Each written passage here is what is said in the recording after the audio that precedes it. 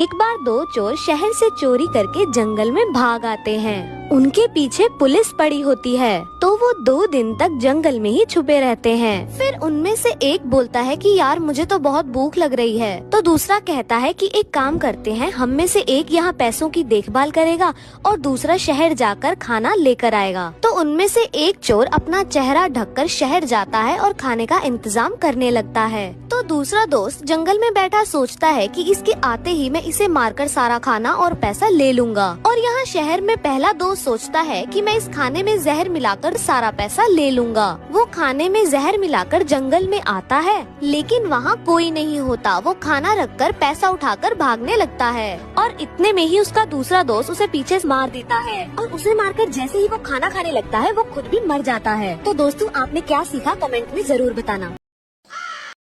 एक डॉक्टर का सवाल, टूथब्रश कितने समय बाद रिटायर किया जाता है? चाइनीज ने कहा 1 हफ्ते में, ब्रिटिशर ने कहा 1 महीने में और अमेरिकन ने कहा 3 महीने में। अब आई भारतीय की बारी। भारतीय ने बोला, डॉक्टर साहब इंडिया में तो टूथब्रश कभी रिटायर ही नहीं होता। डॉक्टर बोला, वो कैसे?